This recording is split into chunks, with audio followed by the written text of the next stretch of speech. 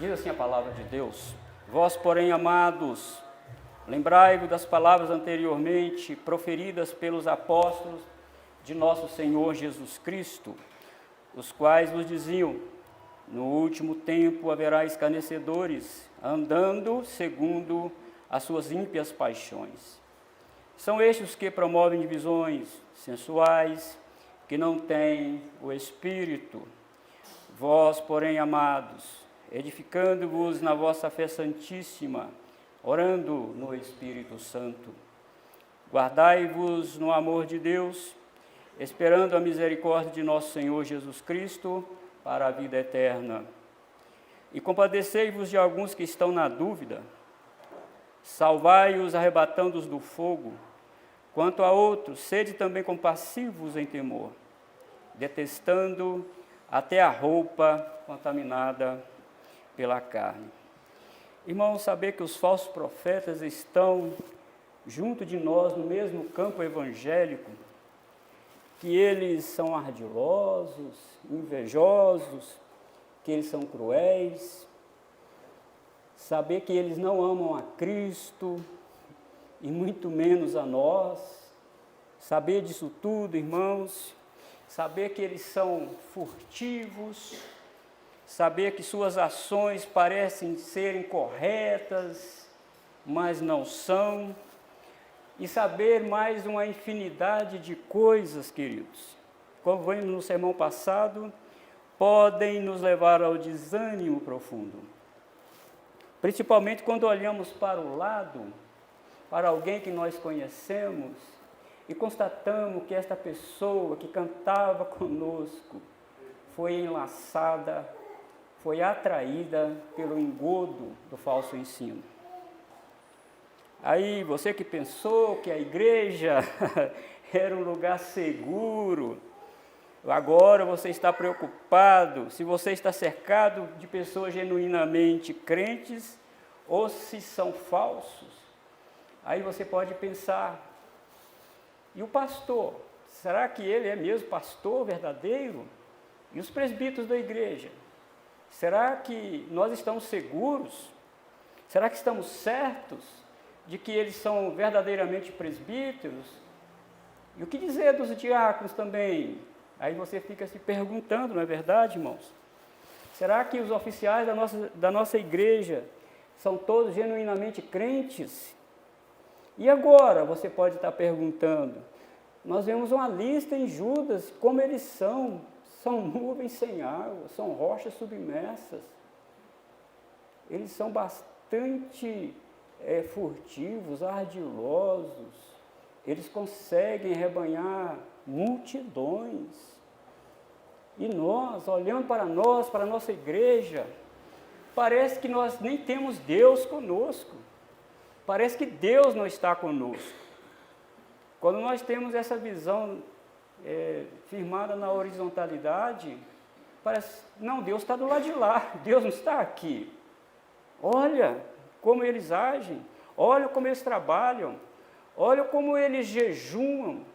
Eles vão, inclusive, para os montes. Eles viajam para países, consagrando objetos.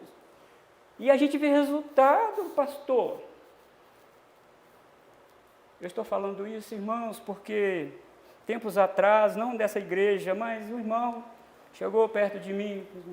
Pastor, só tem certeza que nós estamos fazendo a coisa certa? Olha as igrejas, a igreja A, a igreja B, a igreja C. Como ela está cheia. Meus irmãos, nós olhamos tudo isso, pastor, e agora? Como procederemos?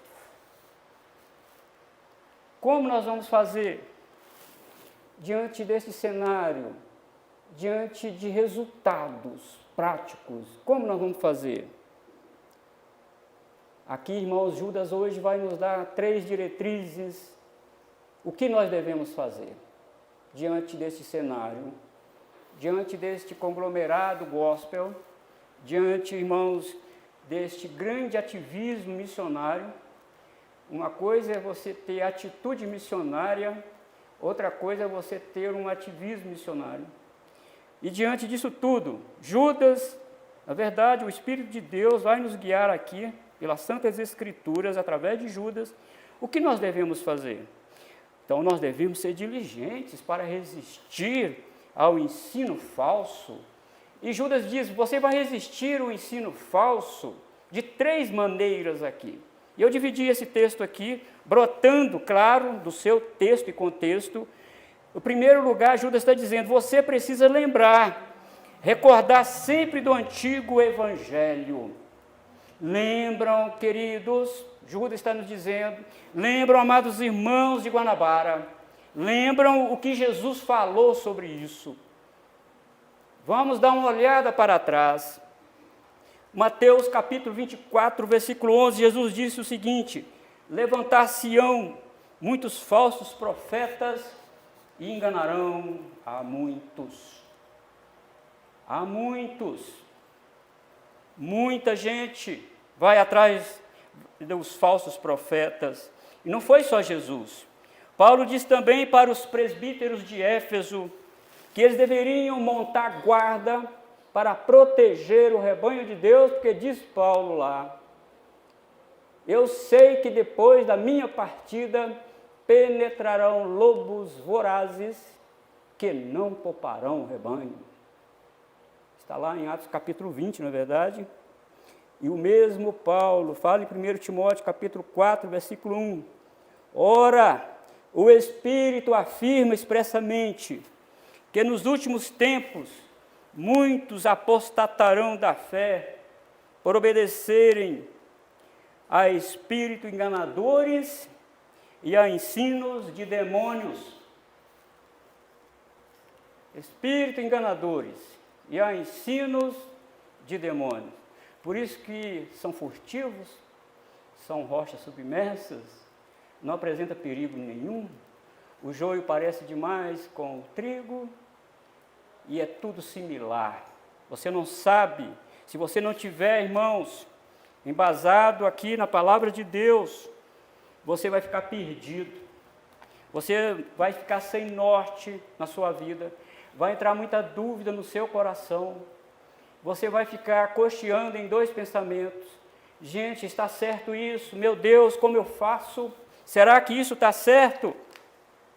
Então, e como eu posso recordar, irmãos, do antigo evangelho? Diz Judas aqui que nós devemos olhar uma coisa, na verdade 3 coisas. Primeiro, eles promovem divisões. Olha o que eles estão fazendo, eles promovem divisões. Está aí, né? Os quais vos diziam, no último tempo haverá escarnecedores andando segundo as suas próprias paixões. São estes que promovem divisões sensuais, que não têm o Espírito. Primeiro, vamos olhar isso aqui, irmãos. Não vamos ser pragmáticos. Às vezes o resultado não é aquilo, o resultado às vezes não condiz com a verdade. Paulo diz em 1 Coríntios capítulo 3 que muitos chegarão diante do Senhor com muitas obras. E o Senhor vai provar as obras lá usando 3 critérios.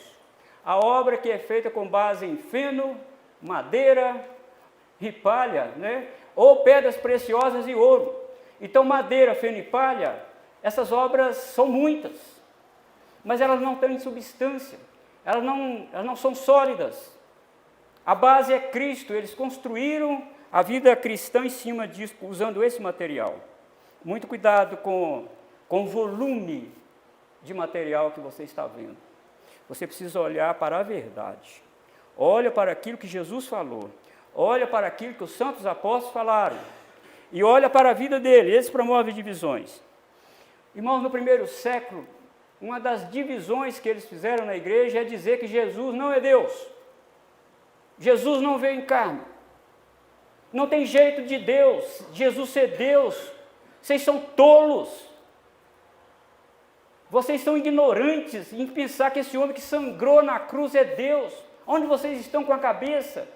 Vocês não têm razão, vocês não usam raciocínio lógico, vocês não sabem. Queridos, e eles promoveram isso, e João disse que muitos anticristos estão espalhados pelo mundo. Por isso ele diz, já é a última hora. E ele diz, se alguém que vier ter convosco, que não trouxer essa doutrina, nem recebam essa gente na sua casa. E o que eles estavam fazendo? Jesus não é Deus. Porque Deus não sangra, Deus não chora, Deus não morre. Levou muita gente. Eles dividiram a igreja no primeiro século. Os apóstolos tiveram grande dificuldade em combater esses falsos crentes, esses falsos profetas. E hoje, irmãos, milhares de crentes que antes pertenciam às igrejas históricas, conheciam a doutrina de Deus, cantou junto conosco, muitas pessoas participaram do sacramento da ceia conosco e hoje se debandaram para o ensino dos falsos profetas. E é triste, a gente vê Jesus falar em Mateus 24, versículo 11, eles vão levantar e eles vão enganar a muitos, a muitos. Irmãos, a velha mensagem do Evangelho, o culto simples, os ensinos sólidos das Escrituras Sagradas estão, irmãos, sendo substituídos por novidade no mercado evangélico. Nós temos o nosso ritual litúrgico extraído das Escrituras. É simples. Aqui ninguém dá pirueta, mas aqui todo mundo é convocado para ler as Escrituras juntos, cantar juntos, adorar a Deus juntos. É isso que Deus quer, irmãos. Essa é a mensagem do Evangelho. E eles, irmãos, promovem divisões entre o povo. Eu conversei com algumas pessoas que trabalharam comigo na igreja e que hoje são obreiros desse novo nicho evangélico, esse novo mercado da religião. Outros irmãos, para minha surpresa, trabalharam comigo e eram até pastores. Disseram, eu saí da igreja mãe porque a igreja agora ela não serve aos anseios da sociedade do século XXI. Está atrasada. Está muito fundamentalista na Bíblia. A Bíblia precisa ser adequada. É claro que não, é você que tem que se adequar à Bíblia. Não é ela, você. Ela é supracultural. A palavra de Deus está acima da cultura. Tristeza, irmãos, nosso coração enganarão a muitos. E alguns irmãos substituem a pregação do Evangelho por campanha do lote, campanha da casa própria, do carro zero e muitas outras coisas mundanas. Enquanto a pregação do Evangelho de Cristo, a renúncia ao pecado, tomar a cruz e seguir a Jesus, não é pregado nos púlpitos, não é. Jesus falou, olha, quem quiser vir após mim, tem que fazer essas coisas. Tem que negar a si mesmo. Tomar cada dia a sua cruz e seguir-me. Tem que fazer isso. Esta é a mensagem do Evangelho. E quantos irmãos, até mesmo dentro da igreja local, estão causando divisão dentro da igreja porque não aceita essa e aquela doutrina? Fizeram pública profissão de fé. Até mesmo oficiais juraram diante do concílio e receberam imposição de mão. Eu não defendo essa doutrina. Não, estão causando divisão à igreja e muitos estão saindo e levando muita gente com eles, principalmente se essas pessoas forem influentes na igreja. Então, irmãos, aqui Judas está nos dizendo, nós combatemos isso, nós nos postamos diligentemente contra esses falsos ensinos, lembrando do que Jesus falou, lembrando do que os profetas falaram, lembrando do que os santos apóstolos falaram. Então, olhe para eles estão causando divisão. E eles também são mundanos, diz Judas aqui. Eles são mundanos. Apesar de eles aparentarem ser espirituais, amados, na verdade, pensam e vivem moldados pelo padrão do mundo. Os desejos e pensamentos deles estão somente na horizontalidade. E tudo que eles pregam são dois pilares da pregação deles: saúde e prosperidade, aqui na terra. A morte e a ressurreição de Cristo nem ao menos é falado. E quando é pregado, é para dizer, Jesus morreu para te dar uma boa vida aqui na terra. Você nasceu para ser cabeça e não cauda, eles dizem. Mas Judas diz, eles não têm o Espírito. Irmãos, Deus não está onde tem divisão. O Senhor não está onde há mundanismo operando. E é por isso que Judas conclui aqui, eles não têm o Espírito. Eles alegam possuir os dons do Espírito Santo, que os dons do Espírito Santo de fato foram dados para edificar a igreja, mas eles, irmãos, estão usando isso para edificar a si mesmos. Esses homens alegam ter superpoderes, alegam ter dons espirituais, alegam que resolvem qualquer problema do mal, eles amarram qualquer problema do mal com seus poderes, mas na verdade diz a Bíblia aqui, diz Deus aqui para nós nessa noite, não acreditem neles, eles não têm o Espírito, eles estão falando por si mesmos.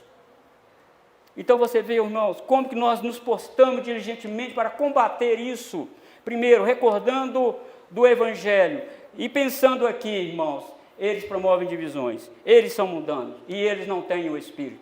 E em segundo lugar, versículo 20 e versículo 21, como nós combatemos? Crescendo em graça.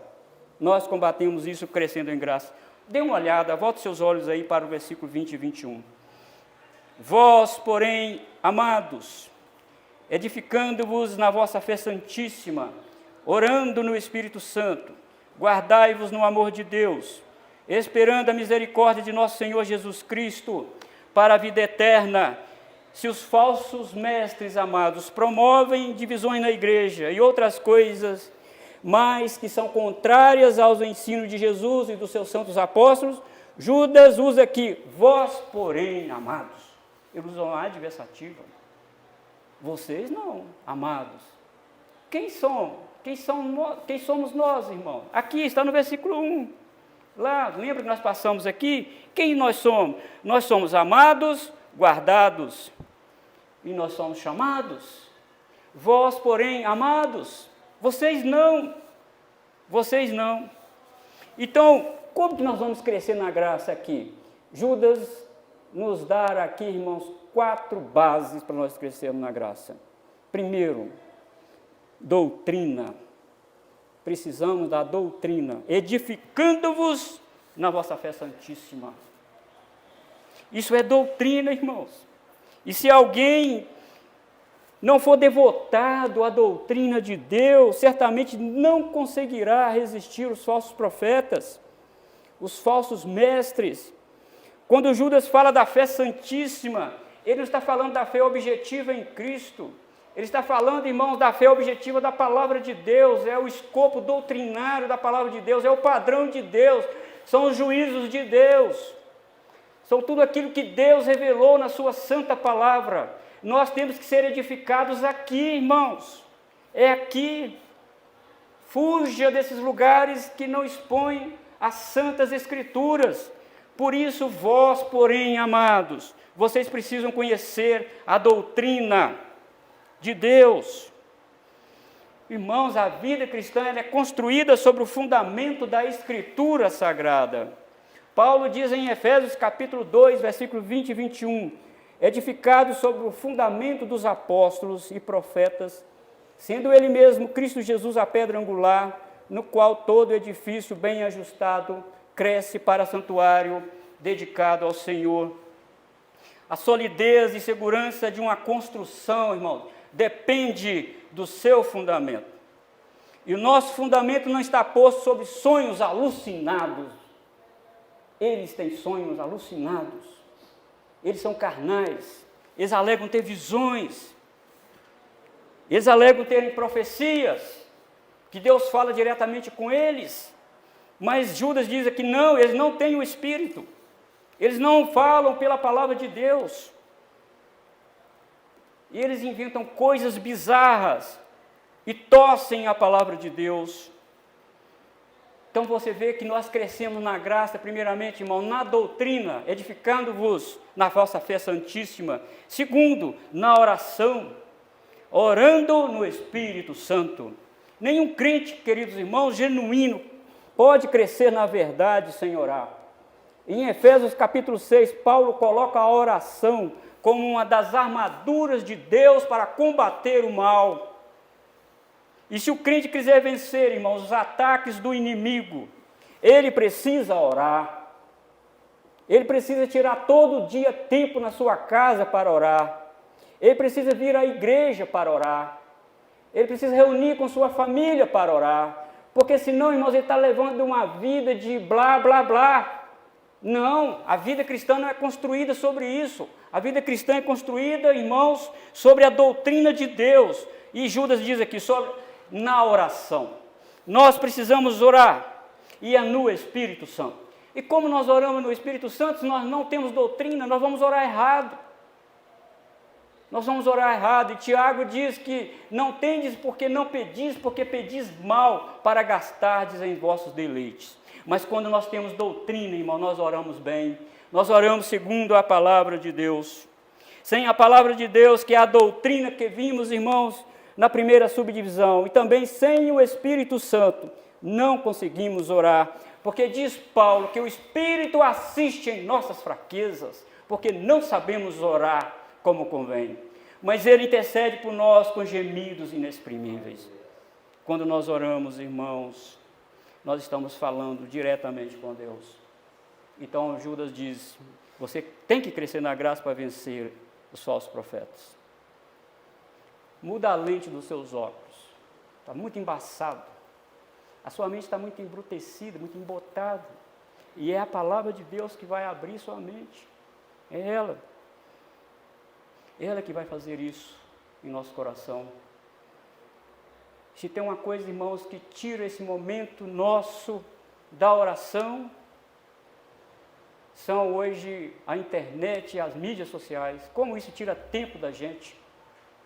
Tenho acompanhado nesse tempo de política, como muitos crentes são ávidos para defenderem, para lutarem por isso e por aquilo. E eu fico me perguntando ao olhar isso, será que hoje ele tirou, ou ela tirou, um tempo para orar a Deus? Para falar com Deus? A doutrina, a oração, meus irmãos, tudo isso fazem parte da nossa vida social aqui na Terra. Porque além de sermos cidadãos do céu, nós também somos cidadãos da terra, está certo. Mas irmãos, cuidado com os laços. Hebreus diz que nós temos que tomar cuidado para não sermos embaraçados. Embaraço não é pecado, mas é embaraço, que tenazmente nos assedia. Muito cuidado, irmãos. E o pastor também, essa palavra é para o pastor também. Muito cuidado. Devemos ter muito cuidado com isso. Vamos tirar um tempo, irmão, para orar junto com nossos filhos, orar junto com nossas esposas, orar, irmão, junto com a família, tirar tempo para nós orarmos. Os tempos são tenebrosos. E Paulo diz, tomai toda a armadura de Deus. E depois que você tomar toda a armadura de Deus, fique vigilante, orando, para combater no dia mau.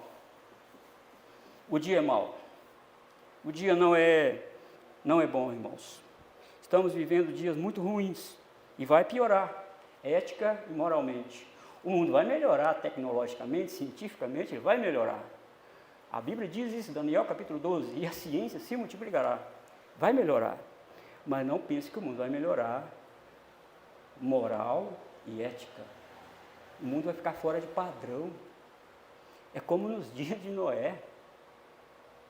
Bebiam, comiam, bebiam, casavam e davam os casamentos, vida normal. Mas esqueceram de Deus, esqueceram de sacrificar a Deus. E Noé foi lá e pregou. E nós vimos aqui no sermão anterior, que teve um lá, Enoque, o sétimo depois de Adão, pregou para eles. Vocês têm que parar com isso, vamos voltar a Deus. E eles não quiseram ouvir. Irmãos, então nós temos que ter doutrina para crescer na graça. Nós temos que orar. Em terceiro lugar, nós precisamos desenvolver relacionamentos fraternos uns com os outros. Guardai-vos no amor de Deus, diz Judas aí. Guardai-vos no amor de Deus. A vida cristã, irmãos, é construída no amor lá de cima para cá. João diz, nós nos amamos a Ele porque Ele nos amou primeiro. É por isso que nós amamos a Deus. Então guardai esse amor. E esse amor, irmãos, é praticado nas relações pessoais uns com os outros. E isso promove experiência uns com os outros.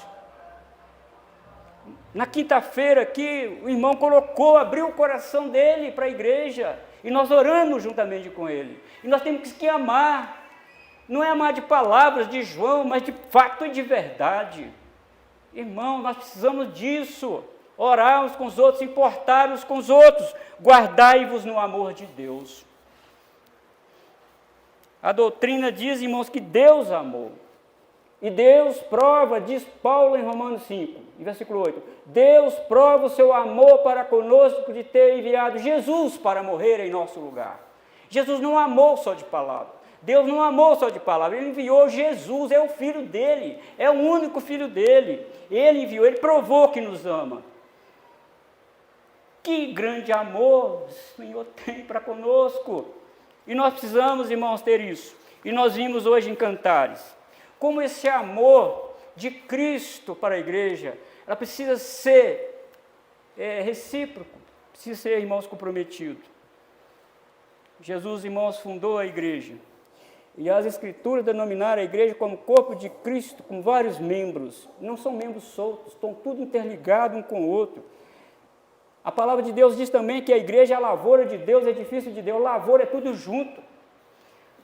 Edifício é construído de tijolo a tijolo, é tudo junto. Tudo isso, irmão, pressupõe unidade. Oh, quão bom e quão suave é que os irmãos vivam em união. É no amor do Senhor. Guardai-vos no amor. Mas diz ainda Judas, na esperança. Esperando a misericórdia de nosso Senhor Jesus Cristo para a vida eterna. Ô miserável vida que nós teríamos se não esperássemos a vida eterna. Paulo diz que se nós esperássemos somente nessa vida, nós éramos mais do que os miseráveis do mundo, muito mais miseráveis do que eles, se nós esperamos só nessa vida. Há uma grande disposição, há um grande acúmulo de energia física, mental, para nós agariarmos recursos aqui. Eu não estou dizendo que está errado, mas, irmãos, vamos pegar um pouco dessa energia, dessa disposição para esperar a bendita vinda de Jesus Cristo. Você deve levantar de manhã cedo e olhar assim, para a janela da sua casa e com tanta ansiedade no seu coração e dizer, Jesus, será que está vindo? Deixa eu ver se Jesus está vindo. Porque a palavra de Deus diz que Jesus virá de forma visível. Visível, todo olho verá. Vou ver se Jesus está vindo. Isso deve queimar o nosso coração.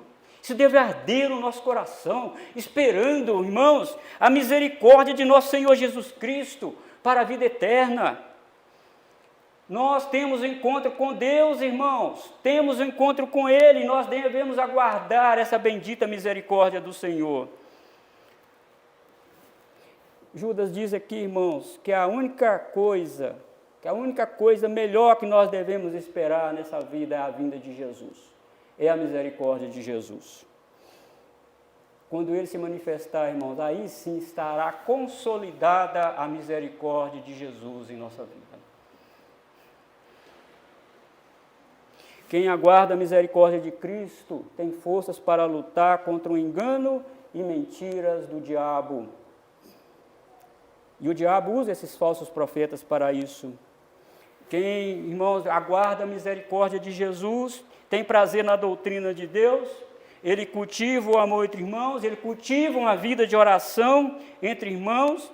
Embora vivendo aqui, irmãos, a misericórdia de Cristo na sua vida exerce maior influência na vida dele do que os padrões do mundo. Ele aguarda ansiosamente a vinda de Cristo para usufruir da vida eterna que o Senhor nos deu. Nós estamos, irmãos, preparando para viver em comunidade no novo céu e na nova terra. E é por isso que nós estamos ensaiando aqui agora, chorando com o irmão que está chorando, sentindo a dor que o irmão está sentindo, dando uma mensagem de ânimo para ele. Irmão, nós estamos caminhando para a vida eterna. Aguenta mais um pouquinho aí, Jesus está voltando. Vamos, irmão. Desanima não, vamos para a igreja, irmão. Eu estou orando por você. Eu recebi uma mensagem essa semana de um irmão dizendo: pastor, eu estou orando por você. Meu irmão, você não sabe como que isso me encheu de esperança e de alegria? Irmão aqui da igreja. Meu Deus, mas como que isso me alegrou? Uma mensagem dizer assim: eu estou orando por você. Eu falei assim: ô meu amado, que bênção. Eu sei que a igreja está orando por mim, mas que bom saber que alguém me manda mensagem dizendo: pastor, não é só o senhor que está orando por nós, não, eu também estou orando pelo senhor. Irmãos, isso enche a vida da gente de esperança, na verdade, de alegria. Nós estamos aguardando junto a misericórdia do Senhor. Em terceiro lugar, irmão, nós combatemos os falsos ensinos. Você viu em primeiro lugar, vamos recordar do Evangelho? Vamos recordar do Evangelho. O que falou Jesus? O que falaram os apóstolos? Vamos recordar disso.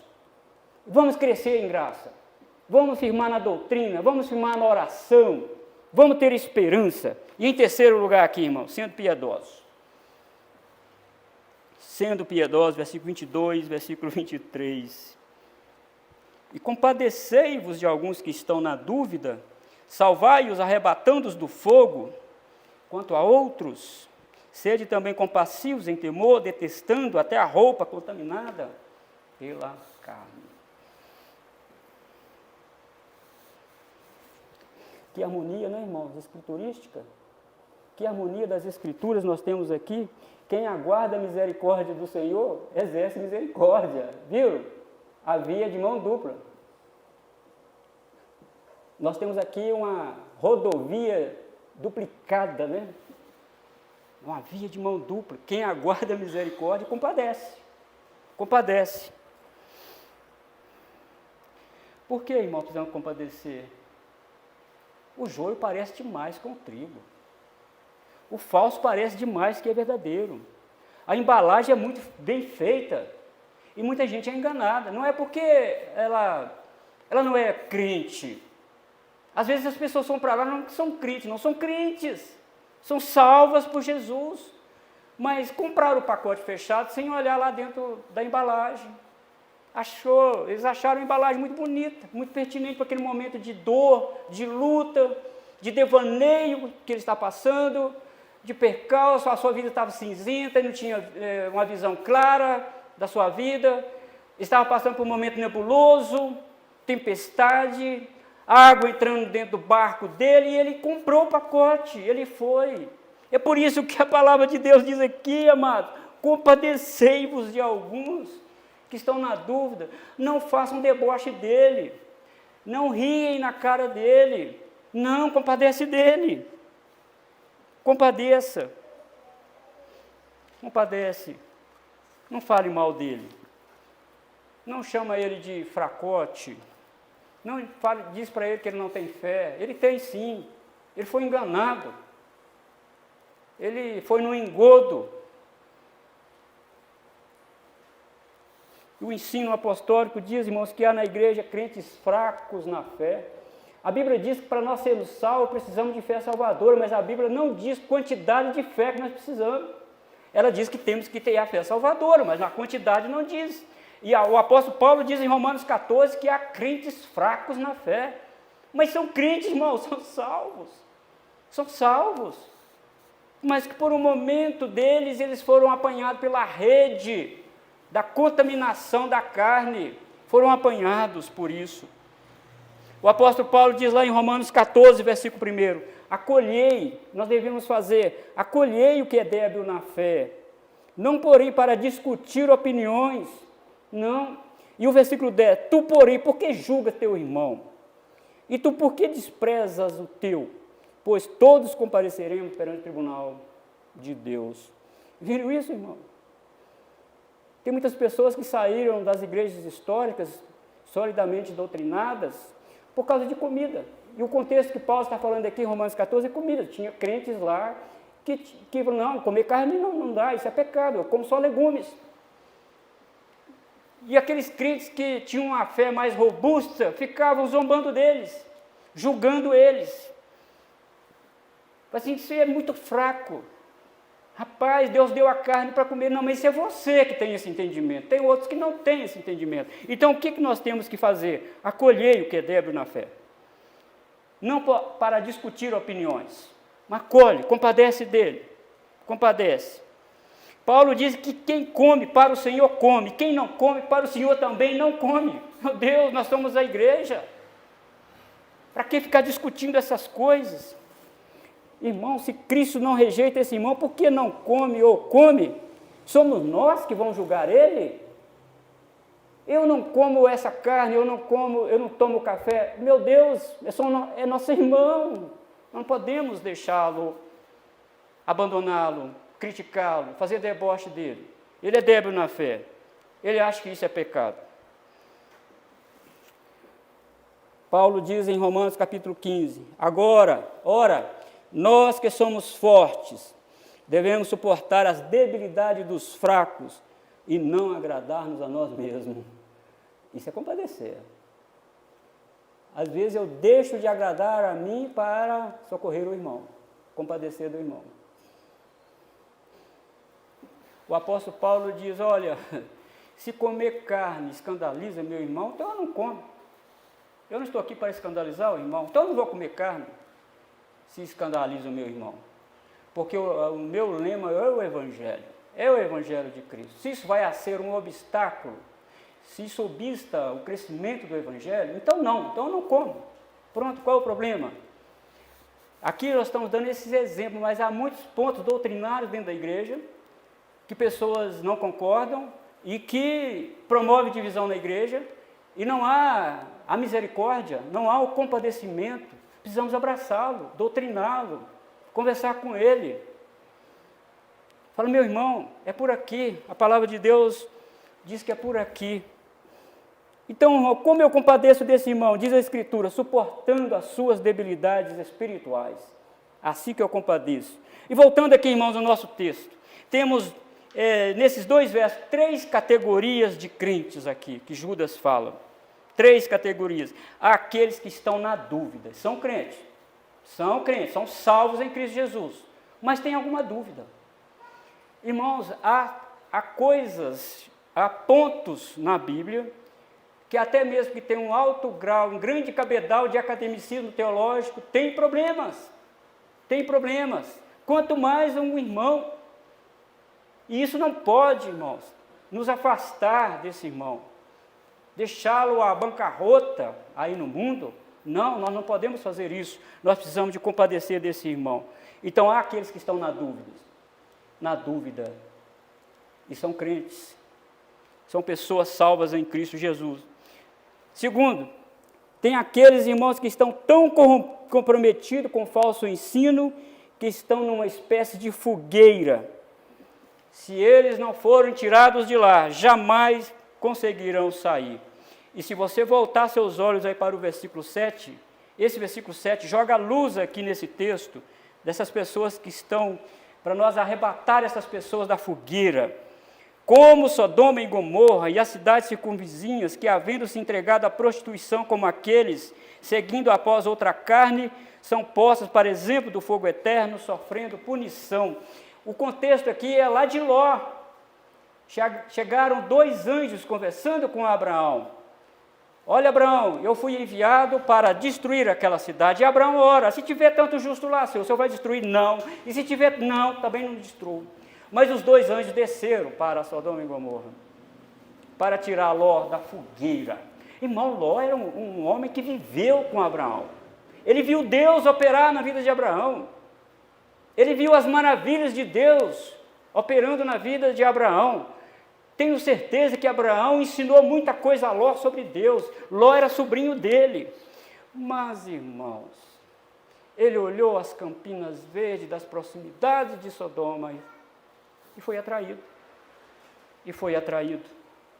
E caiu literalmente numa fogueira, porque Deus falou, eu vou destruir Sodoma e Gomorra. Então Judas aqui diz, tem pessoas que foram tão atraídos pelo materialismo, tão atraídos pela mensagem dos falsos profetas, que eles caíram lá.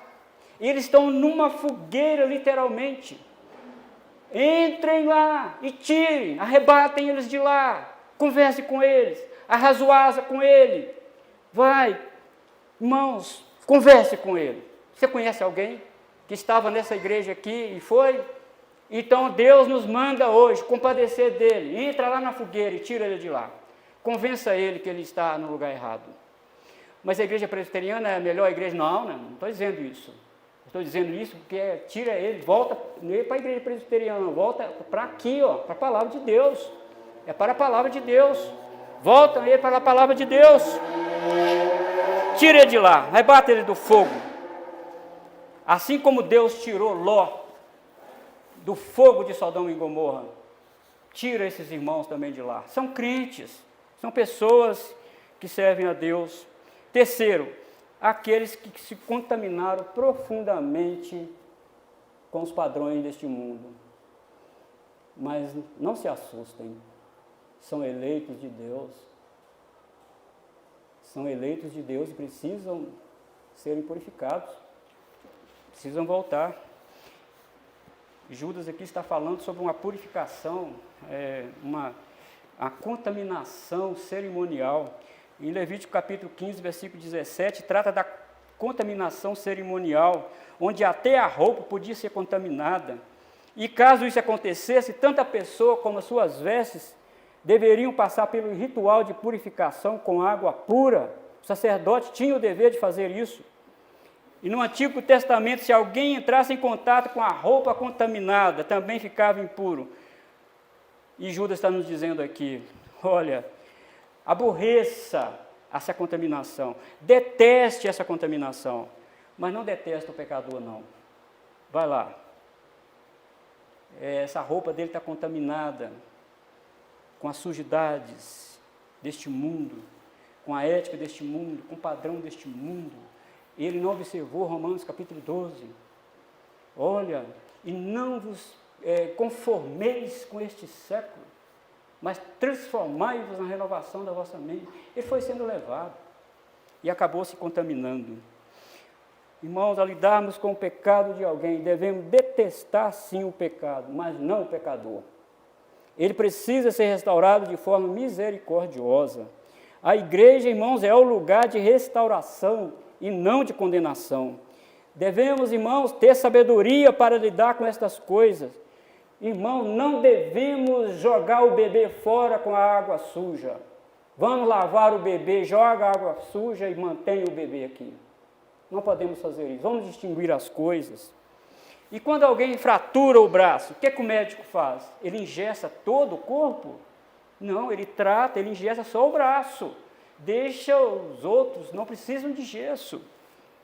Quando a criança desobedece e se machuca, a primeira preocupação de uma mãe amorosa é de levantar a criança e medicar a parte ferida. Depois vem a correção. Já observou quando a criança cai? A mãe imediatamente vai lá e levanta a criança, e abraça, e passa a mão. Na minha época passava um tal de mertiolate que ardia demais. Hoje nem o mertiolate arde mais, né? Irmãos, essa era a primeira providência da mãe. Depois que o menino parou de chorar, aí toma a bronca, toma a correção. Isso é usar de misericórdia. Isso é abraçar esse irmão, isso é compadecer. Isso é tirá-lo dessa contaminação. Irmãos, quem não feriu algum dia com este mundo, irmãos? Quem? Nós não podemos agir dessa forma. E quando o soldado é ferido no campo de batalha, por displicência, por exemplo, ele foi displicente, não tomou os devidos cuidados e foi alvejado por uma bala do inimigo. Mas o que os outros soldados têm que fazer? Procurar se defender e entrar na zona de tiro e tirar de lá, arrastado. Não é chegar lá, sou tonto, por que você ficou na zona de tiro? Por que você não se precaveu? Não, a preocupação dele é tirar o soldado de lá e levar para o acampamento para curar as feridas. O que nós estamos fazendo, irmão? Nós vamos lá e machucamos mais a ferida do irmão, falando mal dele, inclusive pelas costas, falando mal dele nos grupos de WhatsApp, falando mal dele não sei aonde, no Facebook. Não, meu querido, sai disso. Fale com ele, vai lá e fale com ele, converse com ele, volta, meu amigo, vem para a igreja, vamos servir a Deus. Vamos servir a Deus. Tem muita gente ferida, irmãos, que estão feridas e que estão sem força para voltar. Estão dentro de um fogo. E é preciso que nós, irmãos, nos empenhamos de forma misericordiosa, compadecer desse irmão, ir lá e conversar com ele, insistir com ele. Usar, irmãos, os arrazoáveis das Escrituras Sagradas para trazê-lo de volta. E isso Deus não vai fazer em nosso lugar. Nós devemos orar, mas também nós devemos, irmão, cuidar dessas pessoas. Vamos usar de misericórdia, vamos lutar. E como nós lutamos contra eles, irmãos? Vamos olhar e o que Jesus falou? Vamos recordar do Evangelho? Vamos recordar. Vamos crescer em graça, na doutrina, na oração, na esperança. Vamos ser piedosos, compadecer, entrar na fogueira, tirá-lo de lá, conversar com ele. Vamos ficar de pé e vamos orar.